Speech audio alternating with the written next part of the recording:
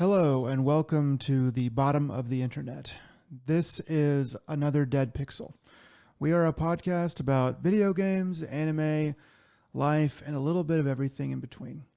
My name is Nick and I will be your host. Um, Here with me today is my good buddy Joe. Joe, how are you doing?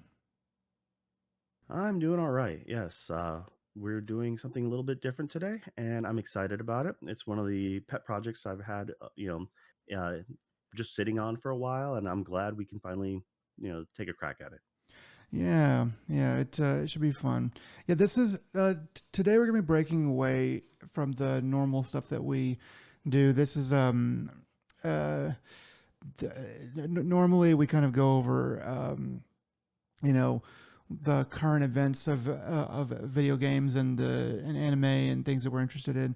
But today we are going to be talking about something we're going to be talking about an older anime that is very important to you and to your formation as a young anime fan, um, and just kind of going through that and seeing all the wonderful surprises therein. So today we're going to be talking about a little anime called Armitage III.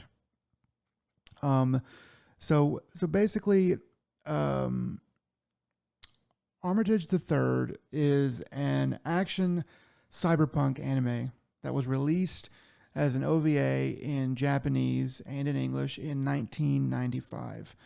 Armitage III Polymatrix is a repackaging of those four OVA episodes uh, into a movie format, and it ran about 90 minutes, and that was released in 1996.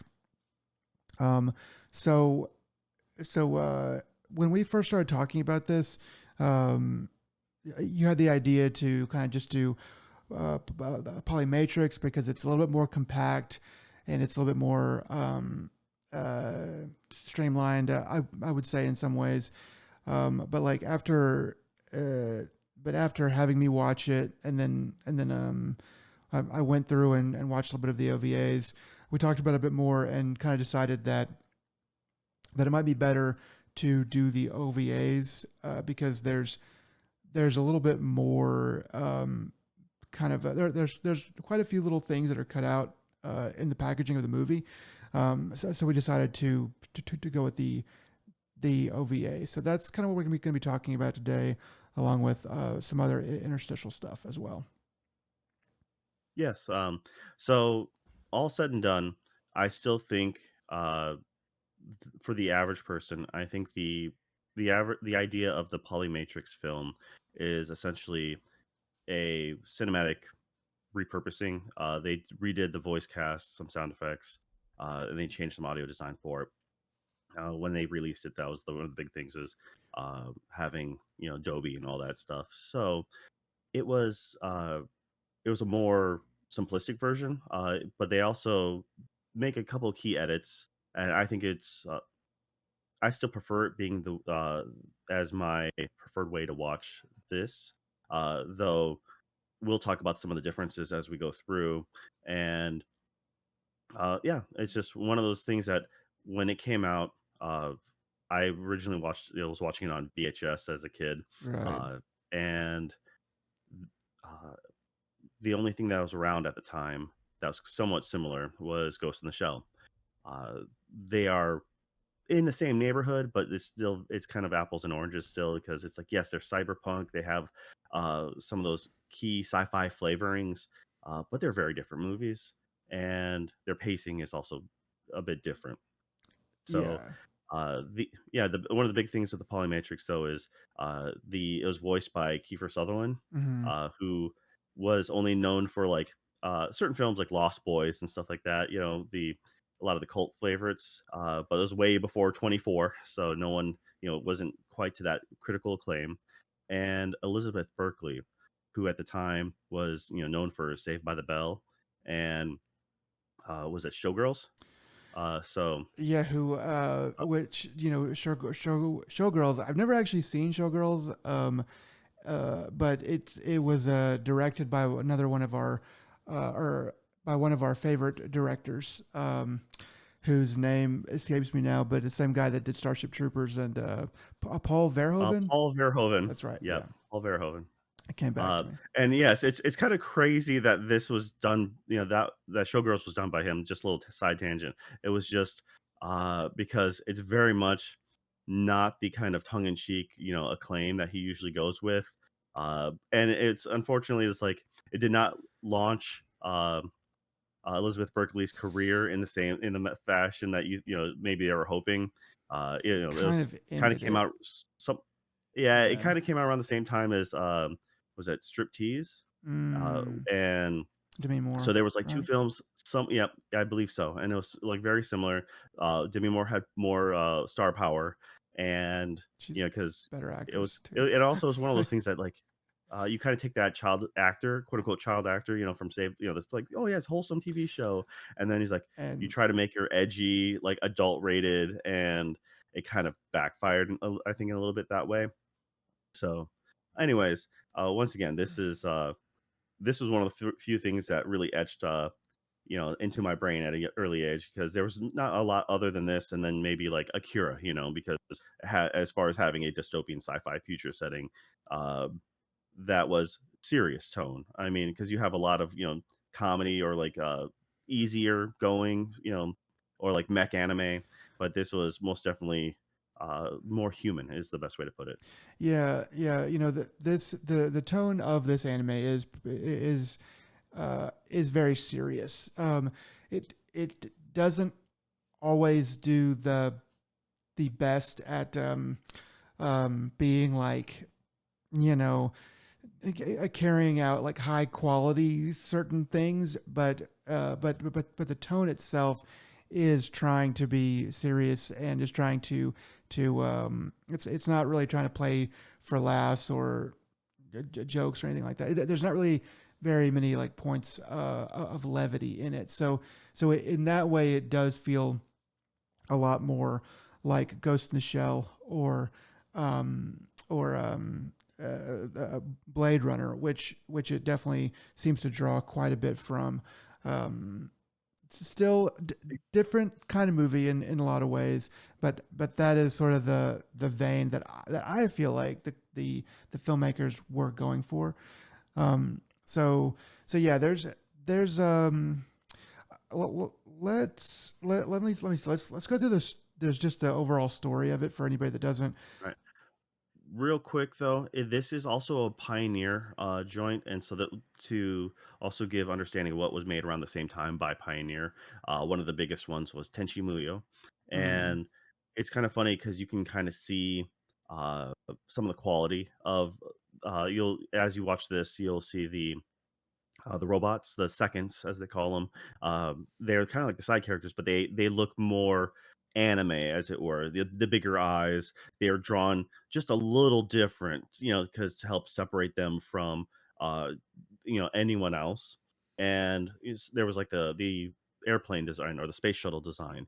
It is kind of that pioneer style. Some of the other characters, very much have that intention mode, have like the Dryan look as in Armitage. You're like, yeah, if you just put a little bit of makeup or little key indicators like a mark on the forehead, you'd be like, yes, that is a Dryan from Tenchi Muyo. The Pioneer just kind of, like is very much a signature look. Like same but different. mm, And I was a huge fan of Pioneer. Pioneer did a lot of great work back, in the early and mid '90s. So, though, yeah, they do give the characters. I think they give them a little bit more charm compared to something like Ghost in the Shell, and there is just enough quirkiness. Like I said, not necessarily supposed to be like slapstick comedy or anything like you mentioned, but they do have their quirks. So, and that's kind of it's very notable. But yeah, go ahead and why don't you give us a quick rundown synopsis and like let's go from there. yeah. So overall, the story of Armitage III centers on a female robot named Armitage, and a human man named Ross Syllabus. Um, the story takes place on Mars in the year 2046. So I was thinking about that just a second ago, that would be right at 50 years from when the show and movie essentially approximately from when they released. So I was thinking like, oh, okay, they were probably thinking like, let's set it 50 years in the future.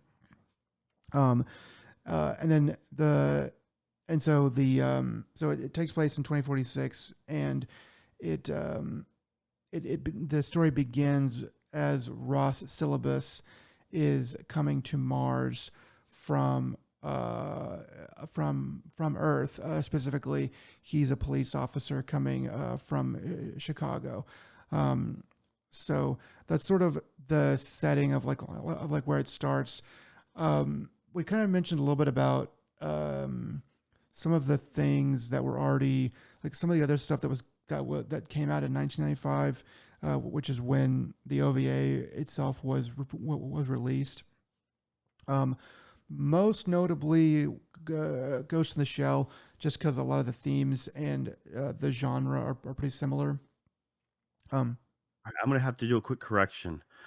So I believe the IMDb article that talks about 2046 is incorrect, oh yeah. or at least it's incorrect for the Armitage, the OVA, compared to the Polymatrix, because the on the actual back of the box, uh, the synopsis talks about how in um, 2179 Mars has been colonized by Earth, populated with humans and second type robots.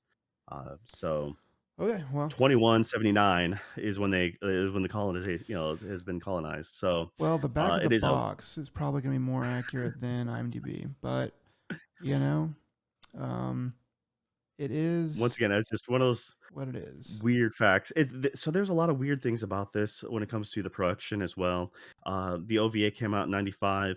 Polymatrix has multiple dates on there. Like some things say '97, some say '96. The DVD disc says '97 on it, Mm, but when you get to the end of the credits, at the very last thing, it says Pioneer, and it says '96 on it as the copyright. So it's kind of jumbled it, is it, the it, best way to put it. it seems like, I mean, for that note, it seems like they put all of their effort into getting it out in 1995. It's like the production company, the the animators, all that stuff. It was full steam to get it out, you know, at certain points in 1995, and then everything else after that is like, well, we don't know what's going to happen. I mean, that's what I'm thinking. Is they're like, we don't know what's going to happen, and so everything after that is like, okay, we can make this into a like it was popular enough we can make it into a movie and package it that way, and so all that other stuff happens and it gets released in America and in different like formats and stuff like that, and so then everything after that seems to be a little bit more loosey goosey as far as what what websites and things record to be the dates.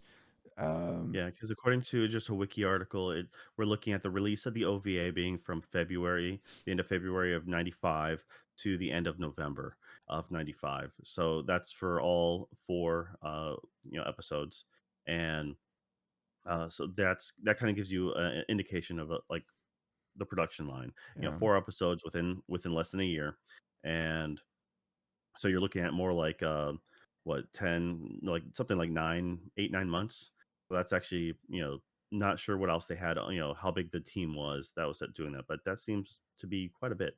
And all right. Yeah. Once again, I thought that year was sounded strange, and then I realized, oh yeah, that's what IMDb says right there. But then the back of the box, and then wiki article for also states 2046. But if the wiki article, like who copied whom, I don't know. Mm-hmm. But the back of the box also says something completely different. 21, was it 2179? Sounds a little bit more realistic for this. Yeah. So Yeah. So that is sort of one of the things that I mean, we are kind of talking about a lesser known anime that and over time a lot of this stuff gets lost to time if it's not a mega huge anime that defined, like the whole decade, like Evangelion or something like that, where the dates are like nailed down. Everybody knows exactly when everything was going on. So it is a little bit more loosey goosey in that way. So This was an anime that I specifically requested that you watch because it was like a linchpin to my like childhood and my early intro to anime. But also it was significantly like underrated is the best way. Like those who know, if you know, but you know. those who don't just like never even heard of it. And most people probably haven't. And it's not like it's been remade. It's been haven't really been remastered or anything like that. So it's very much under the radar. Um, and if you weren't really into anime, uh, like I said, mid to late '90s, you probably didn't know what this was. Yeah, exactly. Um, but I mean, that's kind of one thing that I like about it, and I think there's one particular movie reviewer that we have talked about um, privately, who we kind of discovered the their favorite movies. Well, that they had kind of admitted what their favorite movies were, and I found them to be just like the most boilerplate, bland, un un like uninteresting choices.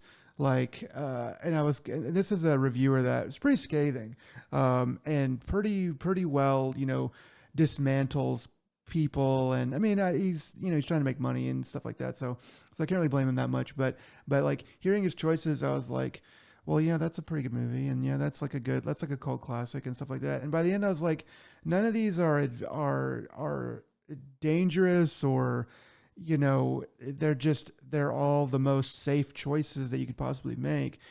And I found myself respecting that guy a lot less, because I was like, name something crazy, man. Like, stand your ground on, hey, this movie, I know everyone thinks it sucks or it's weird, or it was panned or maligned or something like that, but I like it because this is and this. And there's I think that says a lot more about your taste and stuff, when you have stuff where it's like, I really like this, and I know it wasn't the most popular thing, but it means something to me, and we're going to talk about that. Yeah, and that's, like I said, I'm glad you took the time to go through this because I want your opinion as someone who wasn't truly like heavy into anime until like you really jumped into anime when we started the podcast. Like you always been, Watching welcoming it to here or anime. there, yeah. But then I would show you something and you'd be like, "What are you watching? This is making me like secondhand embarrassed to watch something like this." And I'm like, "What? Come on, this is, Yeah, but that Put piece of on me, you is Jessica, man." Or is missing. Like you I'm broken, okay? I'm just gonna say I'm broken. Nothing phases me anymore, and it's yeah, like you should get over it. Finish Nagatoro. It's a great series. I know the first couple episodes made you cringe super hard, it but really once gets again, pretty tame after that. I just it's quit watching it because I no, lost track of it. but I wanted you to look at Armitage because once again, I know from me, I'm very critical about a lot of things. The things that you like, or just a lot of people seem to be okay with. I'm like, no, these are flaws that I will rip it apart, Mhm. and the I will hold it over the entirety of that series or film. And I'm like, no, it kind of ruins the experience. And when it's something like this, I'm like, I know it's a flawed experience as well, but I'm also um, unequivocally biased when it comes to this film because I grew up with it. Is like I was very early in my, like I was young and I was like, but this was cool as hell. Some certain things didn't make much sense, but I didn't care because it did a lot of things really right. Um, in my opinion, at that time. And it was one of the things I built my foundation on. But once again, a lot of the things that are flawed that you watch early on, you don't realize that they're, or you may not realize or you may not care. And then as you as you get older, you're looking back on them with most definitely rose tinted glasses. But at the same time, it's just like it helps uh, you always like one of the early things that you watch, right? Whether it be a series, a show, your first experiences kind of, or like the early experiences really form that. While you get older and you're like, oh yeah, I watched that cult classic movie that everyone watched, everyone's talked about for forever. I figured the ending, or I figured the twist, or I've seen other movies that kind of, that made homage or made, like, did similar things. I'm like, well, I just felt it was like those movies, that are technically better, but also way newer. And it's like it's not a fair comparison. Uh, but having you come in from the outside, looking in, I really wanted to get your opinion. That was kind of the importance, and that's why I was like, by all means, take this away, and like I'll chime in, and I'll be able to talk about the things that I remember fondly, or how I looked at it from my point of view. And more or less, I expect to be on the defense. I don't actually know your takeaway. We have not talked about this beforehand. Um, and so I'm really curious. It's like what you think about this. It's kind of an experiment for me as well. Um, well, I'm going to save my criticism for the end. I would say I'll probably give some things here and there, but as we go through it. But for the main part of my criticism, I'll save for the end. Um, but yeah, I definitely, watching this have and watching this and rewatching this and going through and kind of creating a synopsis, because the one on Wikipedia is not really what were looking for. So I've been through it, not as well as some of my own favorite things, but pretty well, like with a fine tooth comb. So it should be interesting, I think, to go through it with you here. The, the other thing is, I wanted to kind of we've kind of talked a little bit about the context of it, and specifically anime in 1995 is sort of where I wanted to place the audience. Some other notable anime that came out in '95 is obviously Neon Genesis Evangelion, Gundam Wing, Macross Plus, the movie edition, Memories, which is something Otomo. I forget the guy's name, but it's kind of an anthology of several different stories, and that was quite a bit of a big deal. And then from Ghibli, Whispers of the Heart. So specifically, Katsuhiro Otomo Katsuhiro for memory. Otomo for Memories, which is something I've never seen, and it's that's one on the short list of like of bucket list anime. But Well, but you're talking about Akira fame here. So that's something to also, that Katsuhiro Otomo. yeah, exactly. And then for Ghibli, it was Whispers of the Heart. It came out at this time, and then most notably, as I mentioned before, Ghost in the Shell. So something kind of interesting about the timeline here is, Armitage came out, started releasing OVAs in February of '95.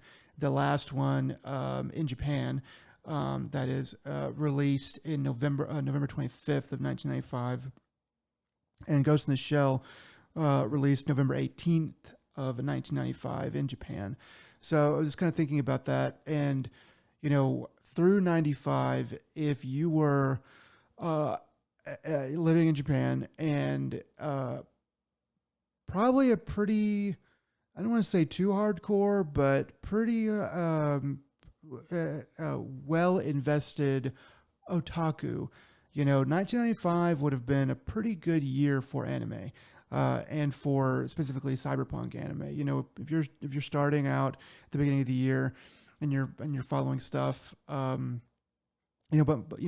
by the end of the year you have quite a bit of things to look back on and go, dang, that was actually a pretty awesome year.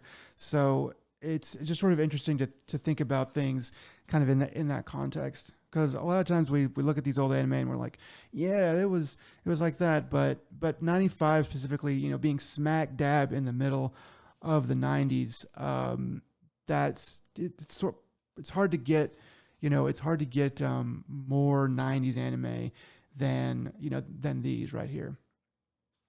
Um, Yeah, so the other thing was, this is also uh, for Armitage, it was, written by, Chiaki, Konaka, who is, was famous for the, Serial Experiment Lane, oh, which was 98. Has writing, for, Big O and, Helsing. So it's kind of, some major stuff out there. Kind of a, like I said, if like growing up around that time with anime, like very much things that were like, oh right, yes, awesome. No, it's like it's a great person to have writing for you. This wasn't really a Armitage isn't really based, to the best of my knowledge, off of a pre-existing work. They did release a manga kind of like simultaneously okay, with the OVAs because it's like it was within 95, dang. so it wasn't like already there. It could like I'm not sure if it's based off of like a novel or anything like that. I don't think so. I think it was kind of more of an original I works, think and so, then they yeah. just released the manga to accompany the OVAs. And once again, I like most of the people wouldn't have realized it in the US at least until Polymatrix, the film, came out because that's when they did a major push. They had, and that's when they had changed. The original OVA has different voice actors. Some of them are the same, but most like the lead, Naomi Armitage and Ross Sutherland, they're voiced by different people. And then Polymatrix, they pulled, Kiefer Sutherland and Elizabeth Berkley. Yeah, yeah, So that exactly. was big differences. And yeah, yeah. So we'll go through some of the different kind of voice acting and stuff like that as we talk about it a bit. So I guess we can just go ahead and get started on the summary. So starting in with the first OVA, Ross Syllabus arrives to St. Lowell, which is the city on Mars, on an interplanetary flight. There are some status reports from the computer as they land that talk about the weather and also recent civil unrest that's been happening on Mars. And then a woman and a man that we later learn are a country singer named McCannon and her manager. They're kind of seen off to the side and they're arguing a bit or kind of chatting a little bit. And then uh, after that point, the plane lands and ejects the passengers. It ejects a passenger pod onto like directly onto a train. So I really liked this. This was cool as hell growing up because just the concept of this plane. It was one of the Gundam has done this for a long time, stuff like that. But it's when you have the idea of a takeoff and landing for interstellar flights being a giant ramp. So Right. it's like in so this case the plane is landing and it is just this huge ramp that it comes down on. The entire plane, the shuttle, is like LCD, inner walls, so you can see projected outside what it looks like. And then whenever they pop up a message, the entire wall lights up with their like the flight attendant information and whatnot. So yeah, So it's when it like the lands, wall is a the actual monitor essentially, just like the whole wall just yeah goes from a wall to a the it's a inner screen. wall. Yeah.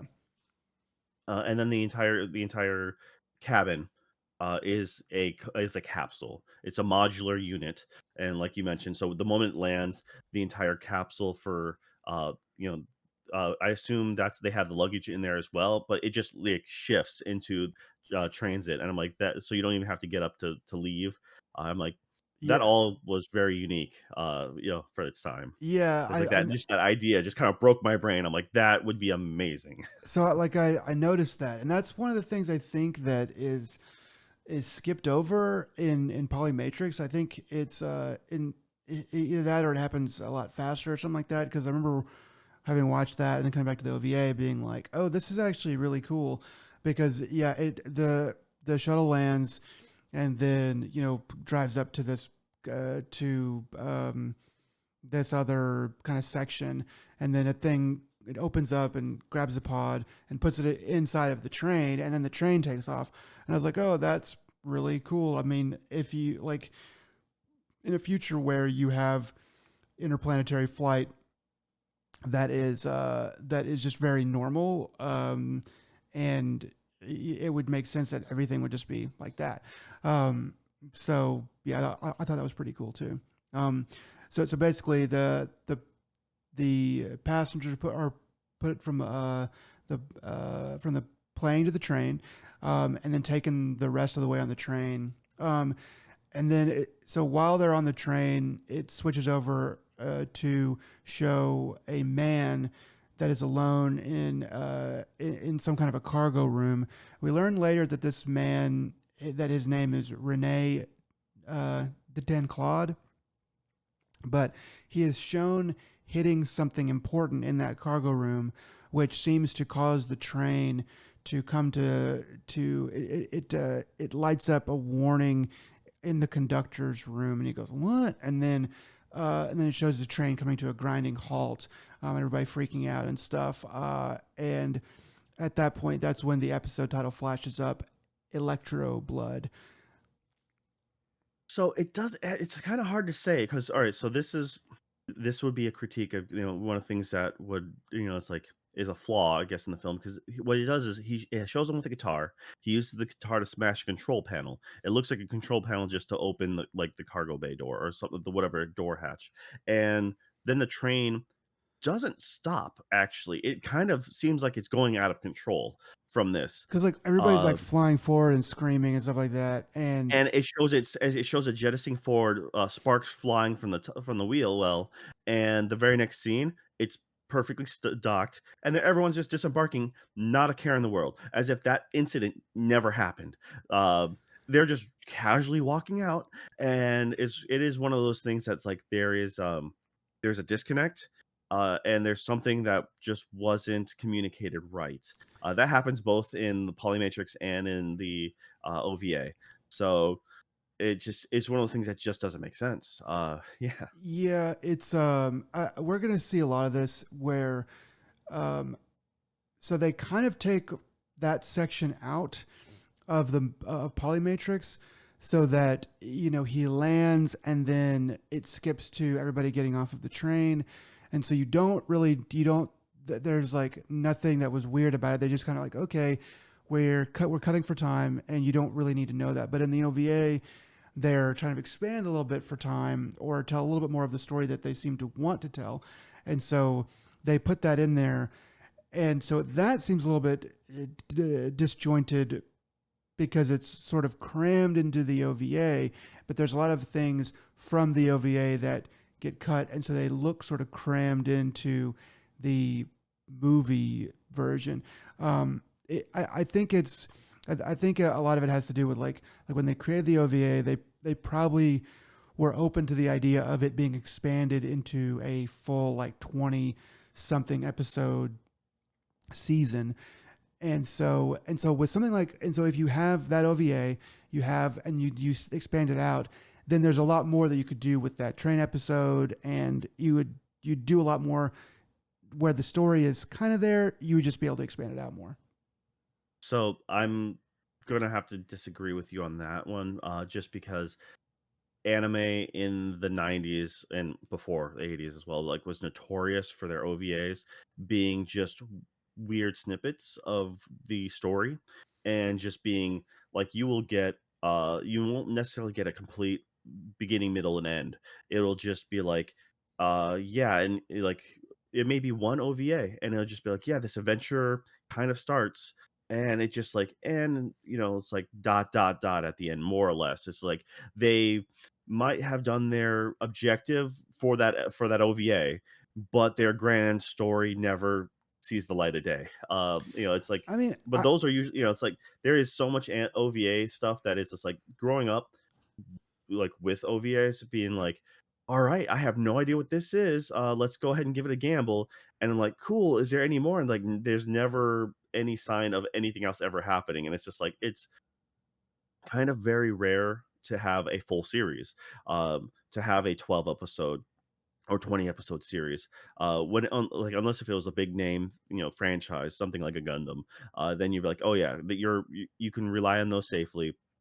But a lot there's just anime after anime, just mostly if it's not a film, it is just, these OVAs just like, wow, it's just kind of a flash in the pan mini series Well, of that doesn't always conclude. So they it's really odd they seem to me about that. like a proof of concept. Like we're a studio, we got some money, we got a little bit of an idea, and we have enough, to make this thing. And anime, being mega popular. I mean, the popularity of anime worldwide, especially in America now, it was not that way back then. But in Japan, it's pretty much always been extremely popular. And so back then, my thinking is that they were like, we got a little bit of scratch together. We can make this OVA and we can make some money off of it. And then if something better happens from it, then we'll go ahead. But we're just kind of just throwing our best ideas, whether or not they make any sense. We're just going to throw our best ideas at this thing and see how it goes. So that's sort of where I give things like this a little bit of a break, where they're like, yeah, we can't fit everything into a perfectly tight story, but we have these ideas and we're seeing how good we can make them. Yeah, it's one of those things that I only bring this up because the fact that when it comes to this train scene in particular is when it's when you're looking at it, you're like, this is had I seen this, fresh now, the person I am now, as jaded as I am, I'd be like, that's that's silly and that shouldn't be a thing. And I'm willing to call out, and there's another scene coming up in the next bit here Yeah. that is also very glaring, but I still always liked it. And it was one of those things that even as a kid though, I'm like, that doesn't make sense. That just happened. So we'll bring that up. So I'll let you continue to the next bit. All right. So Ross Syllabus, gets off the train and is bumped by Renee and his guards that are walking by. Renee is pushing a large rolling suitcase. Armitage enters the scene pointing a gun at Renee. She shoots the guards and hits the suitcase Renee is carrying. It flies open, and the country singer McCannon, who we saw on the plane earlier, comes out of the suitcase and she's dead. Renee opens fire on the crowd and then jumps out a window to escape. Armitage chases after him and jumps on his getaway vehicle as it speeds away. So, Okay. go So ahead. yeah, this is it. All right. So there is a very all right, there's oh, I also want to mention the OVA is the 4 episodes. First episode being Did we not say it was just 40? over 45 minutes long. Yeah, yeah. So it's 47 45 minutes. minutes and the other ones are 25 a piece. Yeah. So that does make a little bit more interesting layout. But the Armitage has a very interesting power dynamic where it shows like they'll sometimes show Armitage as super capable, and other times it's like slightly feeble because they're trying to make it like a feminine approach. It's kind of weird because at this point, one of the guards picks her up by the ankle and she screams, and the both versions is not really the best. I the voice acting in the OVA is the English voice acting, I should say, is kind of why like this is the era where a lot of English voice acting got a lot of grief from like through that to like the early or Yeah. the early 2000s. Because it's just people off the English, street half the time. Right? They're not yeah, like it was actors. They're just kind of, regular people that they kind of got to read some lines. voice acting really wasn't a talent for serious things Right. outside of your standard Disney fare. So, anyways, and then what happens is she goes from kind of semi feeble to like she's like screaming for help as she's being held upside down by her ankle. And then when she goes to chase Dan Claude, uh, Dan Claude jumps from like a 3-story window, and then they just happen to have a getaway car on a like an escalator connecting ramp.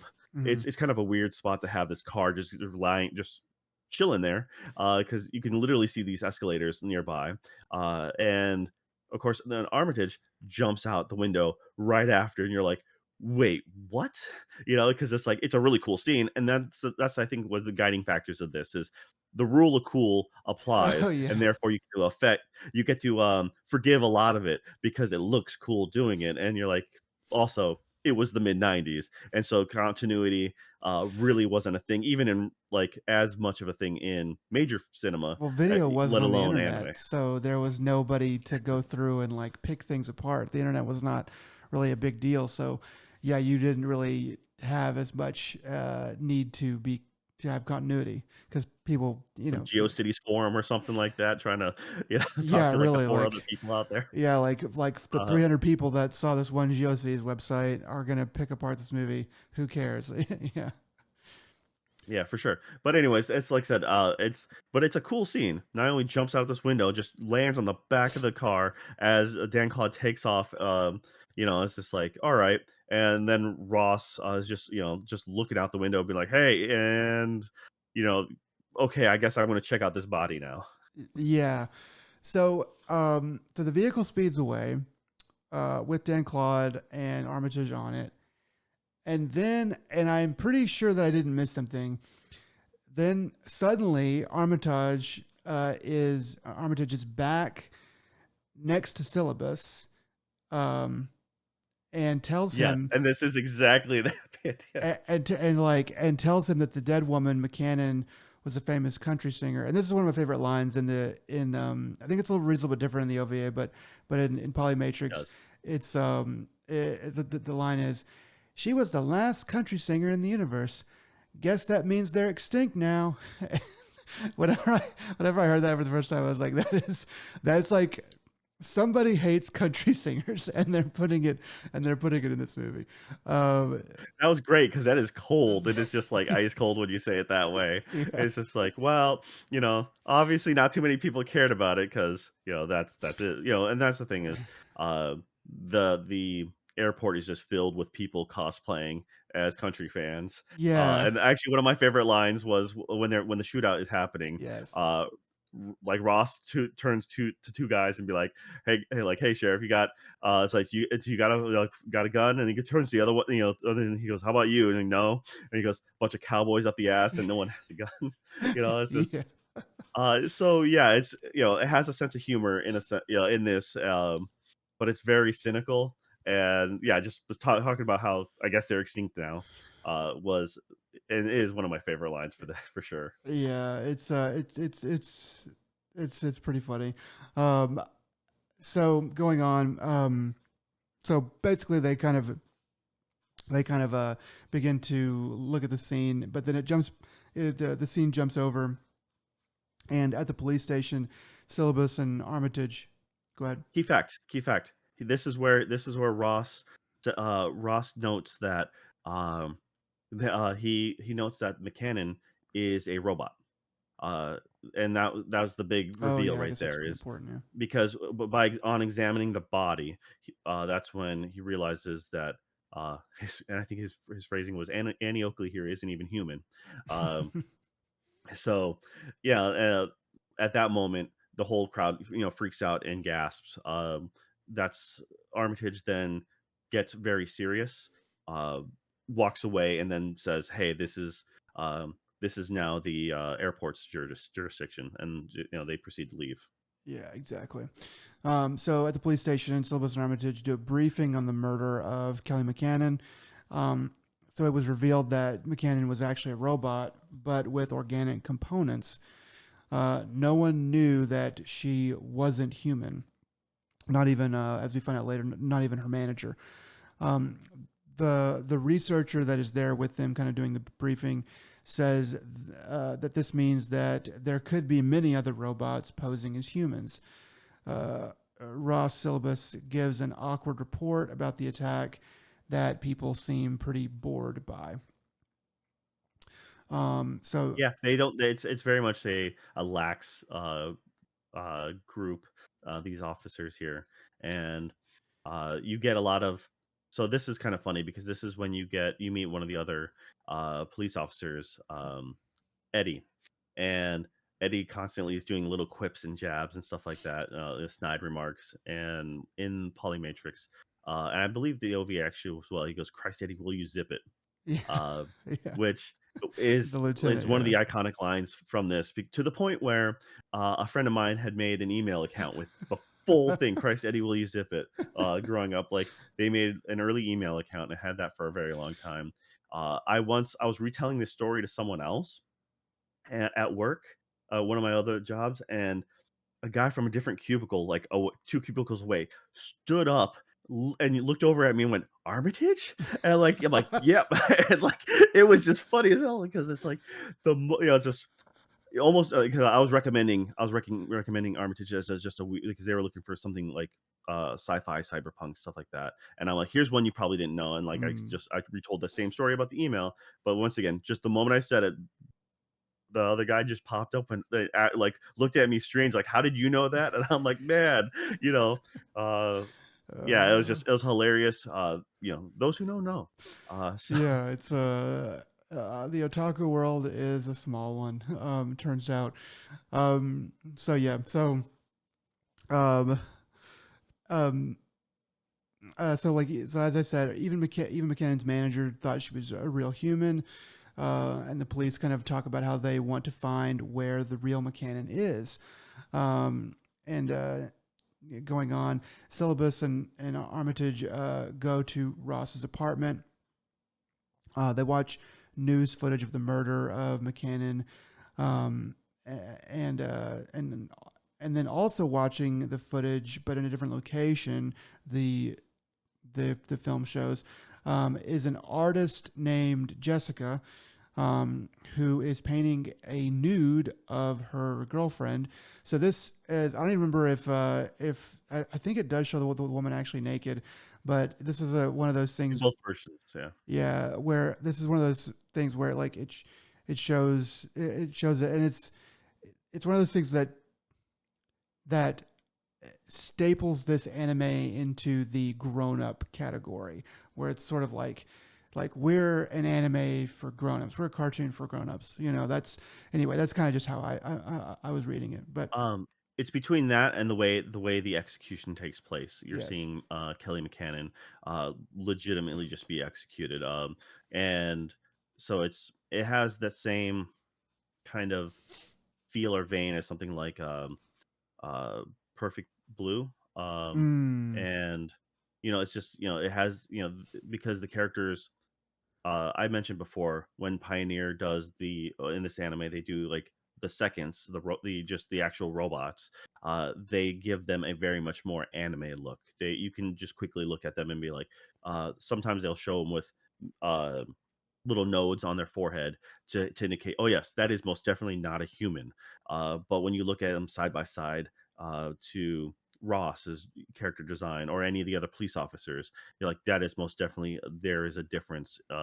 They are purposely making a slightly, to stand out in that sense. But when it comes to Kelly McCannon, she looks just like anyone else, and you see her. The way they do this is, like I said, it's meant to be upsetting, I guess is the best way to put it. Y- You know, yeah, that they don't have a lot of time to convey it, but where they do make a point to convey it, it seems like it's something that is rocking their world. Like all the humans that have an occasion to talk about it are kind of just like taken aback that this is even possible. That's sort of the feeling that you get after kind of seeing several of these scenes. So so basically, the woman Jessica, that is also watching the same footage that Syllabus and Armitage were watching. So whenever she sees that footage of McKinnon being murdered, she stops her painting and she walks out of the room. And then the scene switches over to a news program called Red and Blue, that has a woman on the program who says that she wants to eliminate robots from society. So some of these things are placed in the movie, or are placed in the OVA, to kind of like, there's a lot of civil unrest that the show is trying to convey. That it sort of, to me, it had a hard time. Kind of had to go like, here's this, and here's this. And if you read the Wikipedia summary, I think it takes some liberties to kind of explain that, like, this is the backdrop of what's going on, whereas in the OVA and movie, it's not explicitly said as clearly. So I'm not 100. I've never read the Wikipedia article because why would I? I just For the I've grew up podcast, watching Jack. this, so yeah, I know, but I'm not going to do someone else's homework. I mean, you're about two steps away from rewriting the Wikipedia article yourself, It has been and discussed. That conversation has been had. but no, the at this point. For example, this scene when they're doing the red and blue show, segment, that little bit is not in Polymatrix. There's a couple of these small bits that they cut out, and essentially there is um, they talk about how Earth and Mars are trying to build relations, and there's a big they talk about just a little bit how there's a feminist movement, or how the higher the seats of power are more female in on Earth, and in order to try to get that to they dive into it just a little bit more, and they give a little bit more explanation in the OVA than uh, but it was one of those things that having seen that cut for the Polymatrix movie, I'm like, that's kind of okay because they don't even in the OVA they don't go into it enough to really warrant it. It's just like it is meant to be gleamed and is meant to be kind of coloring the universe, and they do kind of use it as an excuse here and there for some of the other events. Uh, but it's once again, it's the way it's edited and changed in Polymatrix is tasteful. I think it's a well done thing. Mm, Um, and actually, and then right after this, you end up seeing. I believe you're going to talk about it though. It's Ross's flashback or dream sequence, right? right. That's next. So I'll let you go ahead and take that away. Yeah. So yeah. So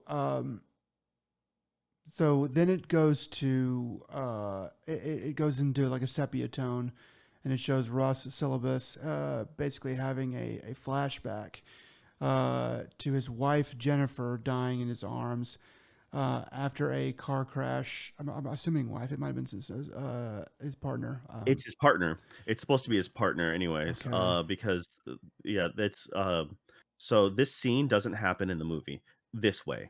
right. What they do is, they give you more flush this actually happens right in the beginning. One of the things they shorten some of the landing sequence, parts for when Ross lands on Mars, but what it does is it kinda has him sitting in the chair having these flashbacks as he's Thinking dreaming, about and it. it's just Yeah, as and that is almost the entirety of the sequence you get. So, you yeah. get that little hint followed by later on, uh, Eddie will then make a snide comment about try not to get your partner killed, like again. So that's why you're led to believe like that this person who you didn't know who this was, like oh that person must have been their partner, and that's kind of Yeah. how you That's one how and you, one together, that's how one you makes do two. you put yeah those together. So basically he has a flashback of his partner Jennifer dying in his arms after a car crash, where then a robot comes up to kill him, um, and then he opens fire on the robot. But then uh, this turns out to be a dream as he awakens, and the sepia tone goes away, and kind of the full normal color comes back. It's at this point that he rubs his knee a little bit, and then It does show in the video too, the flashback that he has a bloodied knee. He took damage when the police car was like on fire, right, essentially. exactly. So that'll become a little bit important later. But he gets up after that point and goes for a run through the city. So they use this point to give you some establishing shots. I think quite a bit more in the OVA than in Polymatrix. So, and on this run, he sees a Statue of Liberty. And I think at this point he says like, "Can't they make anything else?" or something like that. It was sort of like, "Oh, they're just copying the Statue of Liberty on Earth." I thought that was kind of weird. Um, they do that in both. They have that same line essentially in both of them because he's like something along like the lines of you can find this kind of stuff anywhere, and it's Yeah. uh because it's like almost a touristy trap thing, or it's just like of all the things you could do to remind you of the Earth or something like that, you happen to do that, which is kind of it's funny. It's just a weird. I actually really like kind of this sequence, both coming to the apartment and his morning jog, because it does show you the layout of the city, especially when you first come in. When you see from the outside when he lands at the airport, it seems very barren, almost nothing there. But then it's not until you get into they show him his apartment complex because you're on the ground level and you're looking. There's a little apartment little block. Literally, there's like a whole the apartment makes a square unit, and there's a skylight in the middle. He looks straight up and sees most kind of like Evangelion style, where the city is literally also upside down above him, meaning that Yes. there are layers. And you get to see suspended buildings, and this is very much the aesthetic of something more future cyberpunk, uh, on align with Blade Runner or something like that, where it's like towers and skyscrapers for days, kind of future setting. Yeah, the sort of So dystopian mega city is not quite the same as like Blade Runner, but definitely yeah, Blade similarities Runner's there. more choked out by smog and whatnot, but at the same Smog. time, they do have buildings that are just towering over anything else, but also to the point where like we ran out of space, so we built down, and now you have layers. So you'd end up having like the upper echelon literally living on the upper crust where the people on the bottom, kind of like Fifth Element, wouldn't see the light of day literally, E- or they would see some like god rays coming down from the opening, but other than that you won't see natural sunlight. yeah, That won't hit your body. yeah, So exactly. that's why this jog scene is actually kind of neat, because it does show you that uh the I'm also a really big fan of the soundtrack from from the moment the airport shootout happens at least in Polymatrix. That's great because and then you have the jogging scene has a great tone to it as well. So it's like those key moments for me. Uh, I remember showing a friend in high school this, and we immediately like downloaded the soundtrack, off of like LimeWire or whatever it was back then. Hmm. So yay for piracy. But that's kind of it was just one of the things that the soundtrack is very much keynotes are embedded into my brain from this movie forever. Yeah, and then all right, so I'm sorry, go on. He makes it to the police station, right? Yeah, so he goes into work early, but Armitage has already been there and left. I think he hears that from Eddie. Syllabus picks up his car and drives away. Um, All right. Eddie is voiced by Bryan Cranston. We didn't say this before. I was And gonna I get think he to it, gets but credit yeah, for both. He gets voiced well, like both in I think he gets credit for the OVA and the he TVA, is which is in. kind of funny. Yes, he is in both. And this is you've got to remember that this is pre Malcolm in the Middle, Brian Cranston. So that is also pre Breaking Bad. Brian Cranston, pre all the little movies that you've seen him in, throughout the years and stuff like that. So So that is post Power Rangers villain number 3 or whatever. Like that was one of his early works. Was he was a voice of one of the monster villains it, in the original Power Rangers first run.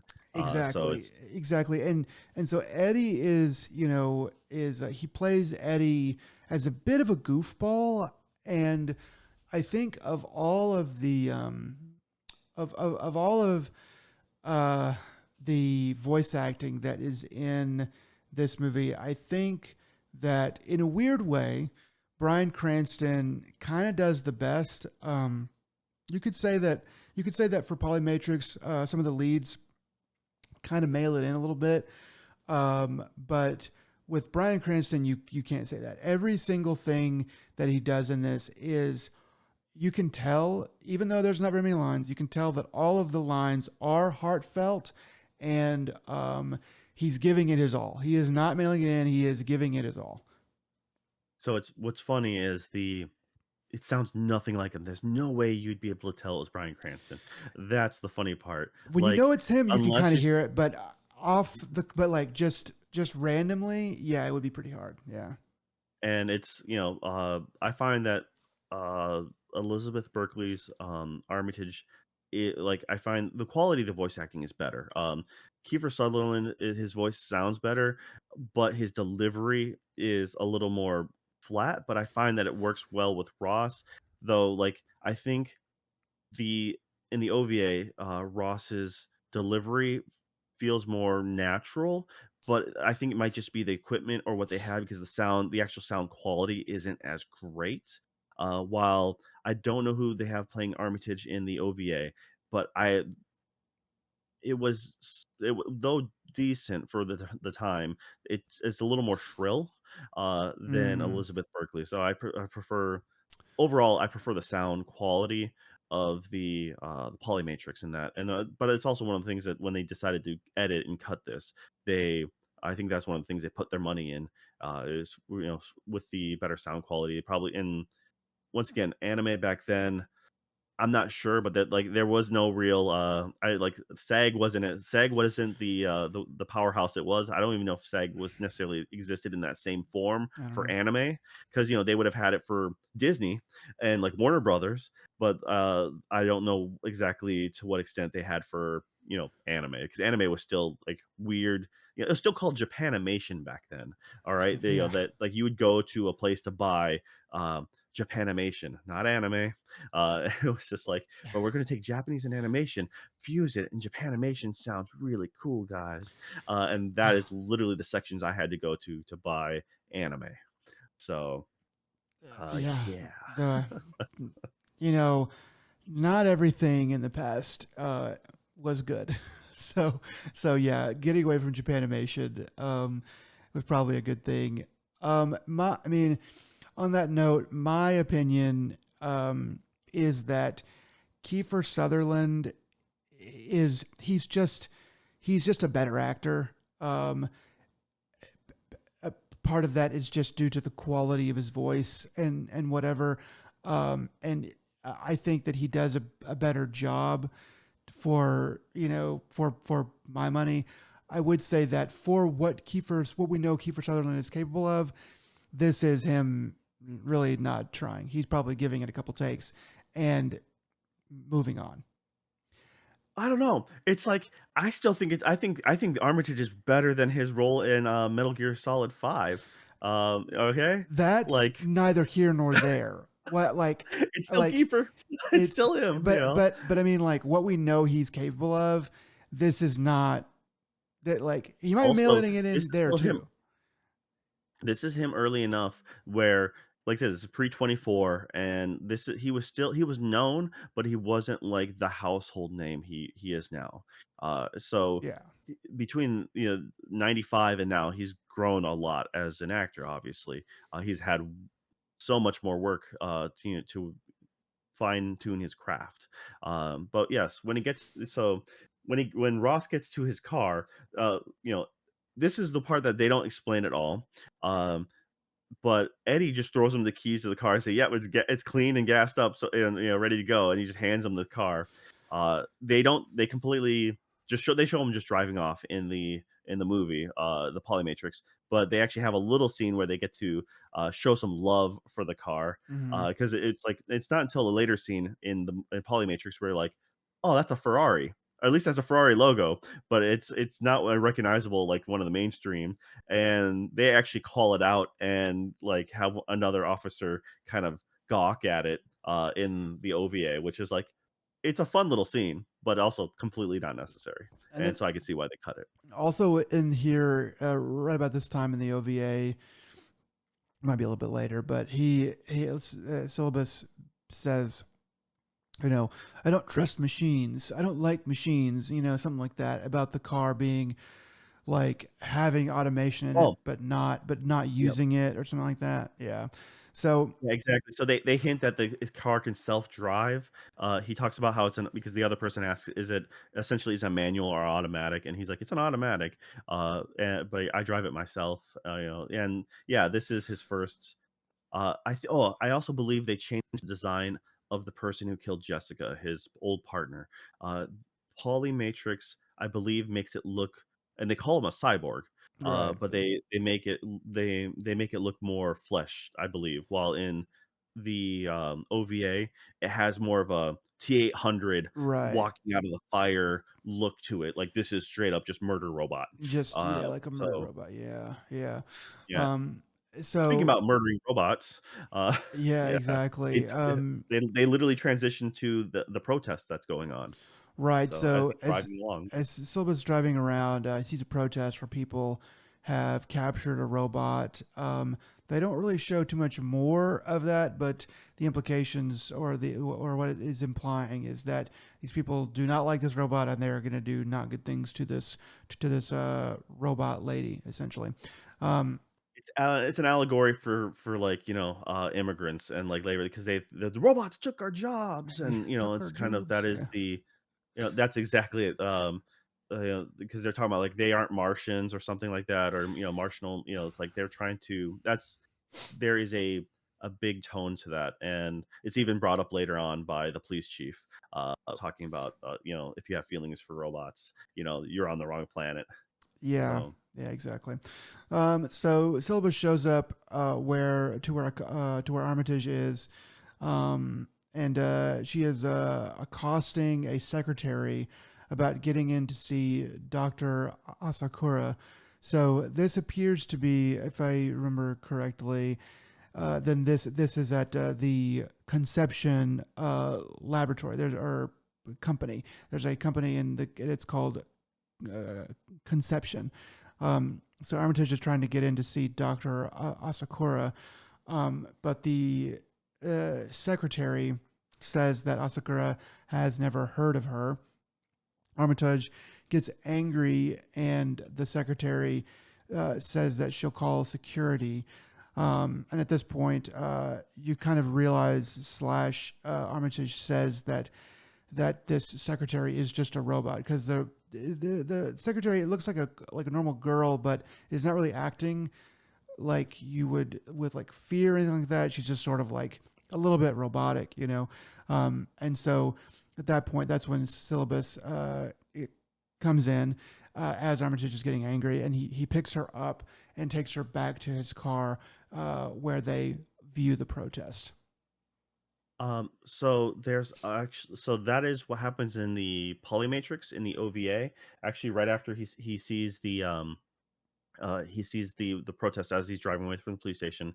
He has a flashback of that's when he's talking. One of the things he's talking to the police chief, and then from there he actually goes to the home robot mate, robot mation like facility. He sees like the robot like the dolphin, and he gets a little tour of um, one of these. Uh, Essentially, it's a major company that is talking about how like robots for I forget what their slogan was for it now because this one in particular is a scene that is entirely in the OVA. And they're talking about like how their concept is to make robots just to be like slaves and to help humanity, but not to necessarily make them look human. Um, and it's kind of a unique thing. It's just there to place it saying, uh, these are objects, not people, not nothing. They're just here for for your own benefit.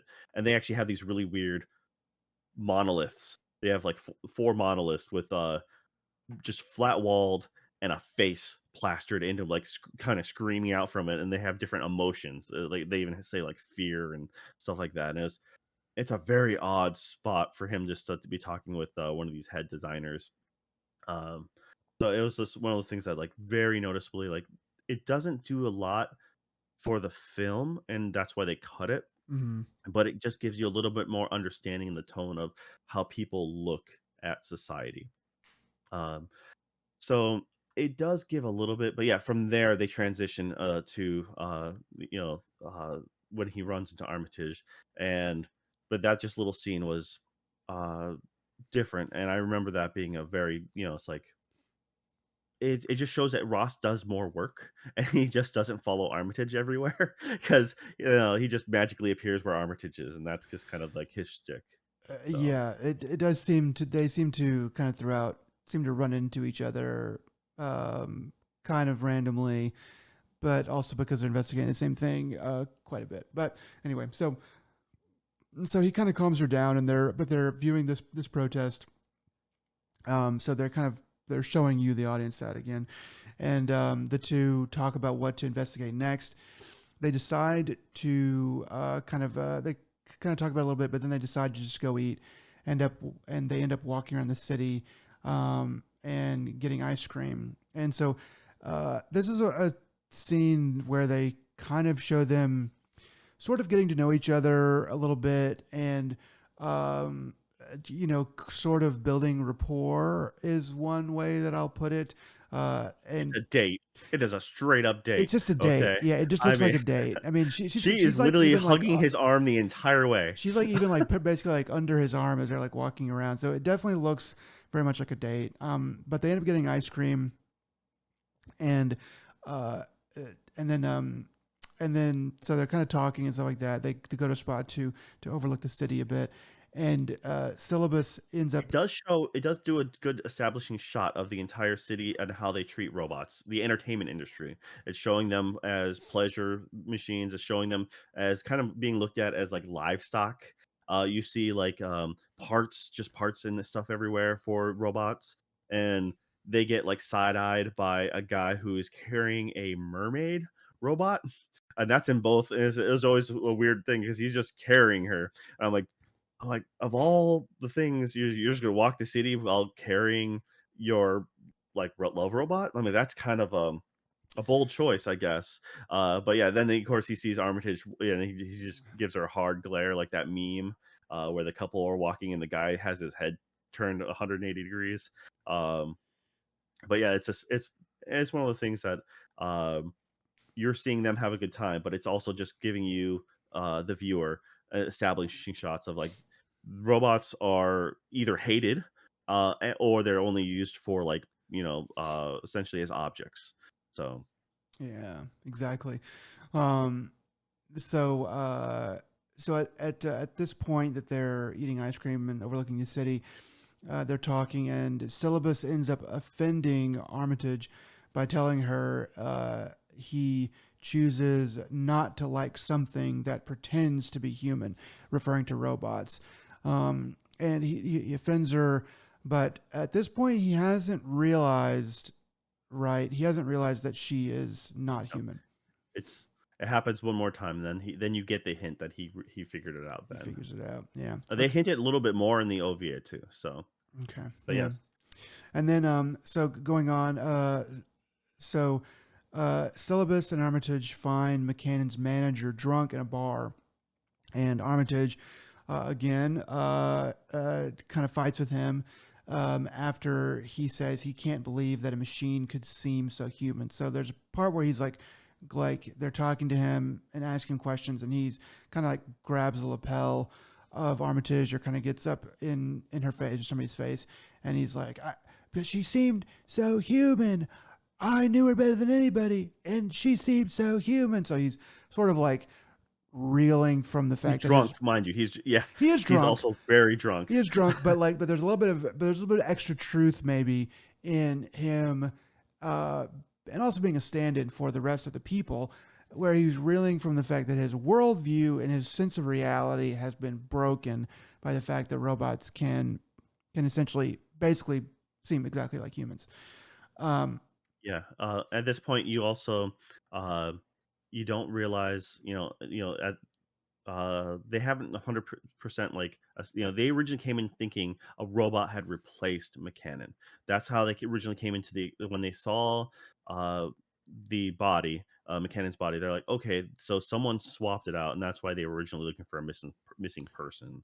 right. Before too like so And it so was like, I don't know. yeah.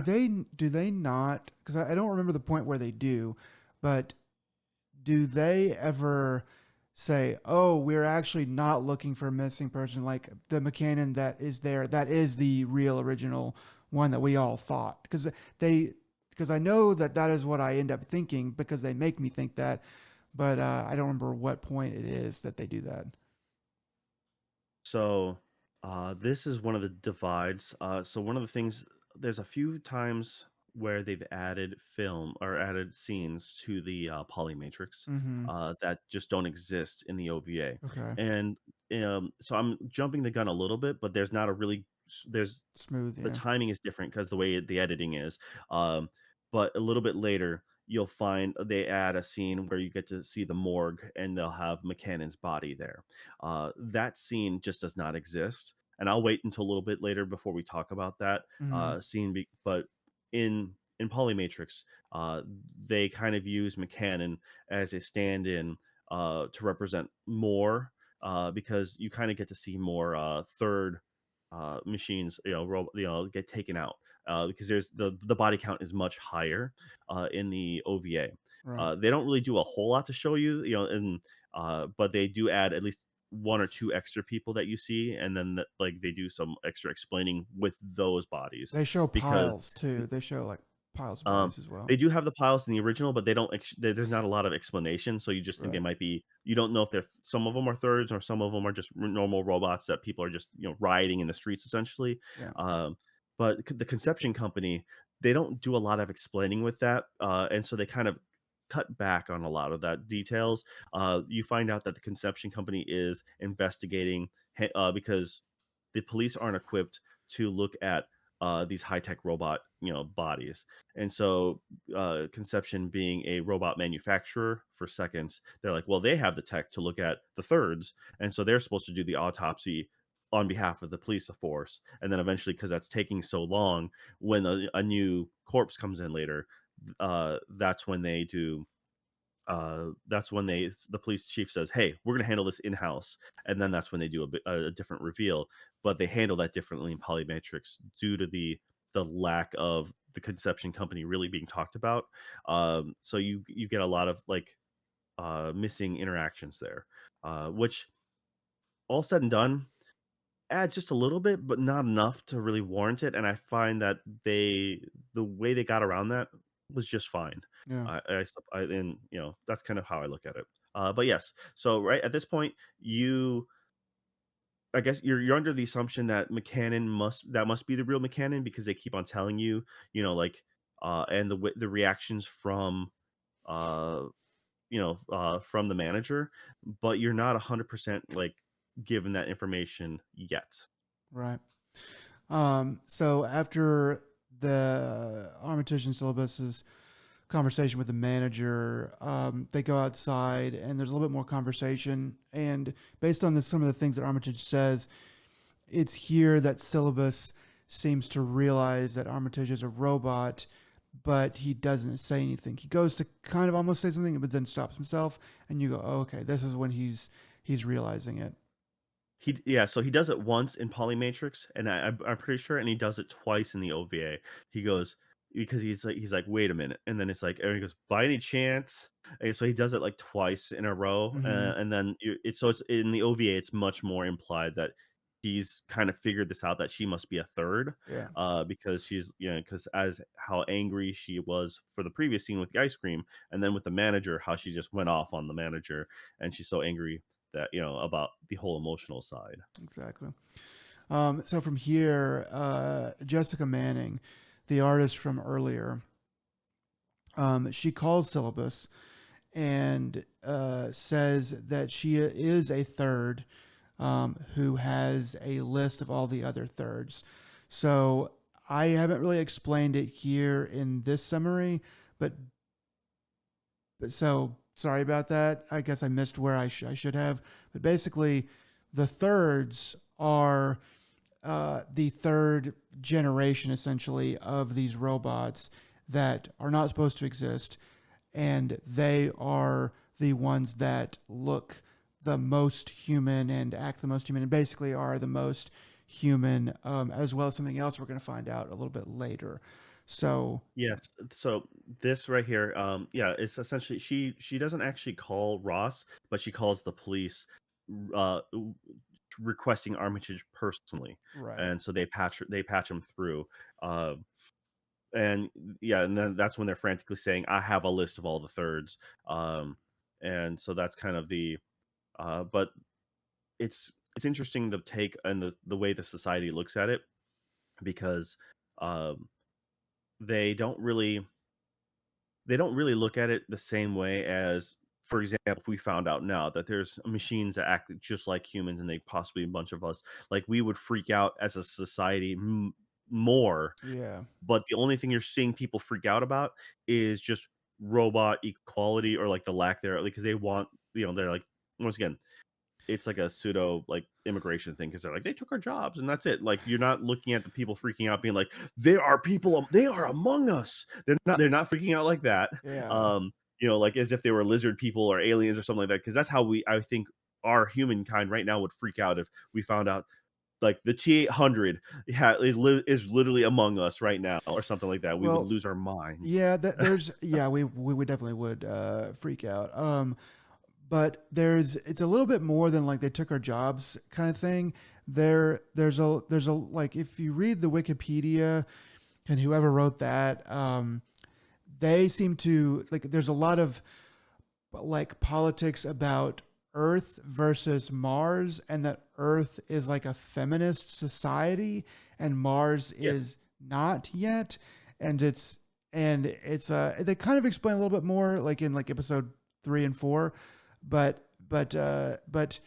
it's more complicated and convoluted than is like implied in the really I think throughout. But I think you really have to dig in and look at what and listen to what they're saying and put two and two together to get some of that stuff. So yeah, there's just a lot kind of going on in the background that they don't have time to really explain. Yeah, but it's also To me they anyway. hint or they'll talk more about it as it goes on, just about the because so far the list and the people who are end up dying seem to be all these thirds seem to be women. And that's like a key Yeah. point. And like why are they women? And they kind of give multiple answers So or like there's an assumption and then he official answer later. So the lieutenant But does, anyways, and I have it listed as captain here, I think a bunch, but it's actually the lieutenant. The lieutenant does ask that question, I think, in the second episode. It is definitely in one of the briefings later, but yeah. So basically, uh, uh, the artist Jessica Manning says that she has a list of the other thirds, and she believes that she is in danger. Syllabus then watches a video of multiple thirds being killed by Renee, Dan Claude. The video then shows Dan Claude revealing Jessica as a third. Um, Syllabus goes to Jessica's home to find it in ruins. And Jessica's girlfriend, at least that's what I think that she is there crying and tells Syllabus to go and save Jessica. Syllabus finds a crowd of people burning many thirds. And at the time that I wrote this, I thought that it was implying that Jessica was among them. so this is where this is where just the cut is bad, because it kind of jumps a little bit all over the place. When they're showing the video of the thirds being executed, they show multiple thirds being executed. I actually really do like the scene because one of them who is executed is they kind of show in like a backstage kind of area, and then it shows like a poster of Carmen above their head, but also kind of hinting that this is a person of who knows art, who knows theater essentially, right? And obviously you have Jessica being an author, and then you have McCannon being a musician. So these are people like of note, of class, not just a secretary, right? Right. Okay. um, but when you get to the point where Ross visits her house and sees it in shambles, uh, then goes the next scene, you see the burning pile of bodies. It's not clear if it's thirds or if it's the so it is implied that Jessica is in there because there is one of the machines eyes light up sending a message, transmission. The other ones, the reason why I say they may not all be thirds is because that list doesn't seem to be long enough, but also because like they showed the establishing shot when leaving the police station where the protest group has just a second. So the seconds are just normal house robots. They have it chained up and they look like they're going to do damage. So it's kind of like, hey, we're destroying robots out there because we don't want them in our society. Mhm. And they are constantly chanting, about their jobs. That's why I bring it up, because the fact of that's one of the common things that the crowd is constantly murmuring. Um, and it's about taking their society. So that is, when you see the transmission from Jessica to the world, essentially, one of the things is it's getting sent uh, to both her lover, her significant other, whatever, and to Armitage gets it as well. Uh, this is where I said the editing's kind of weird because Ross goes from the neighborhood where Jessica lives to a urban city area, back to what looks like Jessica's neighborhood again. It's the same color palette and the same kind of like, not it's a residential area. It's not a busy urban environment where the bodies were burning, and that is most definitely a city center, like next to major buildings. So it's a very weird, like unless if he crossed the bridge, got to the urban area, and then went back over like to the other side again. So it's a really weird cut, and I think it's just the directing style. I think it's just I think that's just all it is. But that's where he runs into Dan Claude, and Dan Claude decides to bait him, um, in this next scene, which is done. It is longer and a little bit more flushed out in the OVA than it is in Polymatrix. Uh, but there's good and bad to both, I suppose. I mean, so I'll talk about that after you get done, going over it. Right. Okay. Well, let's go. Let's go ahead and go into it. So Syllabus finds Dan Claude near the crowd that is burning robots, and he pursues him to a church. Uh, Renee gets the drop on Ross and gets a hold of his gun. That's when Ross runs away and hides, and Renee begins to hunt him. Renee reveals that Ross has a robotic leg and points out his hypocrisy in hating robots, even though he has a robotic part to him. So there's like a lot of fighting and stuff that goes on here. So they're kind of culminating this fighting in a rooftop battle wherein Renee kind of has Ross dead to rights. And it's at this point that Armitage arrives and admits to being a robot. Renee can't believe it because she was on the list of thirds that was released.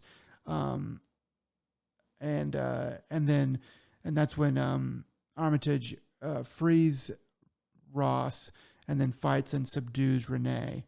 Uh, she goes to kill him, but at this point is when Ross Syllabus says he tells her not to, and tells her instead, like she's like, "Don't kill him." He's like, "Don't kill him, just arrest him. Just arrest him." Um, so telling him to instead arrest Renee as basically as a cop should do. Um, Armitage then, and kind of one of the high points of the film, I think, she expresses her frustration with not knowing her place in the world, and kind of sort of what she should be doing, essentially. And she jumps from the roof that they are on into a river. Um, All right, Syllabus. I'm gonna stop it right there Okay. because yeah, I just so this is where the big, like, this scene is much more expanded upon in the OVA. Yeah, I mean, by much more, just a few more minutes, essentially. But yeah, Ross does take a bullet to the knee, and that's but because he's able to still like fend off Renee in close quarters combat, that's when that's when he figures out that he has that prosthetic. At that point, like where he's on the ropes, in the OVA, they give Armitage more ability is the best way I'm gonna display it. Like, this is where they show her going super fast. That she's literally they blur the line. They have a blur going by multiple times on the screen, kind of indicating that she has climbed a scaffolding really high to like a construction site. And you know, she uses a kind of like a hack to control the a crane, and that's how she crosses over. And that is in the crane scene is in the original, or is also in the movie as well. And some of the dialogue changes a little bit. They give her more dialogue in. She's full on in the OVA omits to being a third. Um, Right. while the way she states it in the polymatrix is just now you can see the power of a third or a true power. Mm. And so it's just it's more direct. It's not, it's like it's less wordy. And I find that it kind of has a good impact on that. But they give her more of a monologue in this scene.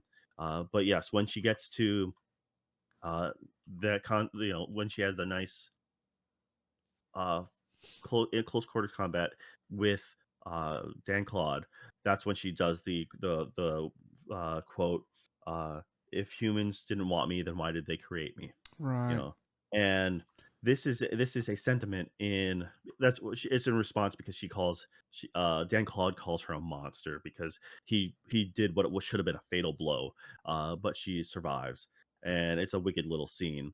Uh, in anime or in sci-fi in general, the idea of concept of what is human has always been there. What classifies, especially when coming from machine. Uh, there's been lots of anime in the past, to a certain extent, Astro Boy, or Atom, because the like one of the engines, their powers him is the kokoro, like the heart. The kokoro is all, or it's kind of in a handful of things. Um, Android Kikaider is one of them, and so it's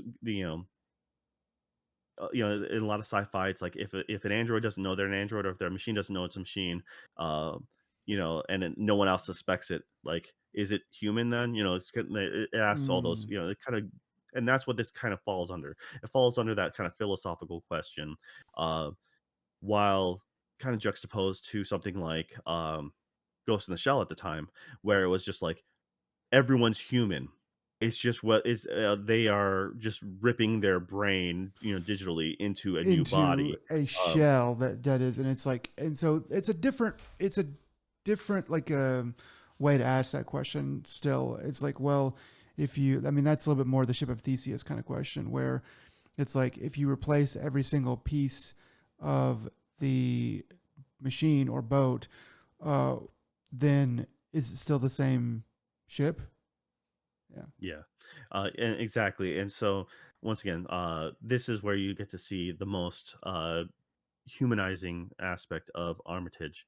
Uh, what they do then is after at the scene where Armitage jumps into the water, this next little scene in the OVA is just omitted from the movie, which I'm completely fine with. Actually, I didn't feel like it added a whole lot, Yeah. and I actually disliked it when I first seeing it because it was like it made her weak in a way that I didn't It like. is very like, Um, wait, she has all this power, but then Ross needs to save her from the water.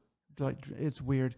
It's not like maybe Because she's. it makes it look like she tries to commit suicide via jumping in the water, It kind and of it didn't make does. sense because she legitimately jumps in, but the theatrical cut, you're looking at it as, um, she's in the middle of a breakdown, and she just can't be around because she's damaged. Right. She's wounded. You can see, Ross knows she's confessed now to him, even though she says, like, "You figured this out by now."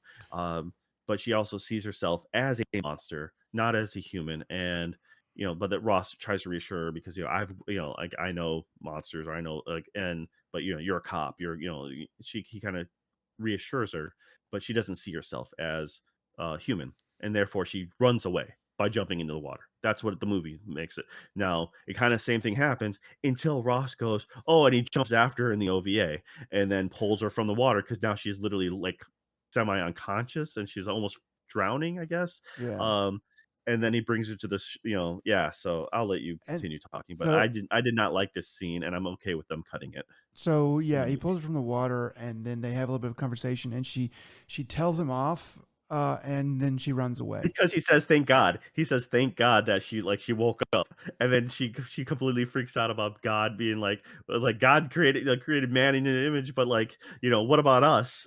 And she just kind of, you know Yeah, it is. It's yeah. It turns into a They little also kinda bit. go heavy-handed on the God aspect because in the OVA, the church, there's multiple Yes. defamed, because it's a derelict church, graffitied all over. Yeah. They just have a crucifix and it goes, "This is God," and then has some other random graffiti here saying, like, something about the altar, and it's just, it's supposed to be like, it's supposed to show punks kind of taking over. I mean, The Crow would have done something similar, right? Yeah, So it's it's sort of it is sort of reminiscent of that. So yeah, anyway, so she runs away, and this is essentially the end of the episode. There isn't a little extra scene here, um, though, where it switches to a busy shopping area. Um, People walking, and it zooms in on an ad for McCannon as a country singer, and it's on the ground, and I think it's starting to rain a little bit too, and people are walking all around, and this ad that it zooms in on is slowly beginning to be walked on by people and kind of scrounged up and essentially turned into trash, and then that is where the OVA episode ends. so what they did, for the film is this is the ending of the actual film, is that exact scene, which kind of I thought was really good for the for Polymatrix because it kind of indicates that the society and this event and everything, everyone's just moved on, Mm-hmm. and it's just like it's just a flash in the pan. It's just this the news article of the week. Yeah, It's just like they just kind of moved on. The crisis of what happened is over. uh, no longer is there, and it's just like, Well, but also McCannon is a bigger part of the film than this, so I you would can kind of say, understand, why at the end of this episode, which was the longer one is like 47 minutes or something like that. yeah. So but that was one of the big takeaways as well. It's like, all right, the end of episode one, that scene is actually the end of the movie. Yeah, yeah, which is interesting that they decided to cut it that way. So yeah, kind of getting into some other stuff here. So the first episode of the OVA is longer than all the others, running 47 minutes. Of course, there's like a little bit of there's like the intro and then the credits rolling on each of these episodes. So you can cut it down for that. But I kept it all the timings the same because those things are the same. So 47 minutes for the first episode. The other episodes run either 28 or 29 minutes. So that is a good, 15, 16, 17 minutes more in this first episode. And you can kind of see why, because they have a lot of work to do. And they, for out of the gate, they want to give you a little bit more. So they have establishing shots. They have to just kind of do a lot more heavy lifting in the first episode in order to be able to get to beginning action and then lull and then kind of a little bit of a rising to a climax for this episode. So then they just needed more time for that. But yeah. Yeah, exactly. I mean, all in all, the OVA contains about roughly 40 minutes, probably closer to 35 minutes of extra footage. And Hmm. some of it later on will be, like some of it's just minor establishing shots, like a little bit more of the airport on the airplane itself. But when it comes to the uh some of these random scenes, it's like, well, what we lose isn't a whole lot in the grand scheme. It does, I like it because like the opening shot for um the second episode, uh that is, I believe, that is not in the film, but it is a cool shot of this Hmm. landscape. So that's what I'm like, like that part I like, uh, and but I could totally see why they cut it. Yeah. Okay. Okay. And that is where we're going to cut it for today. So next time we'll be talking about the second episode of the OVA. And until then, bye bye. Take it easy.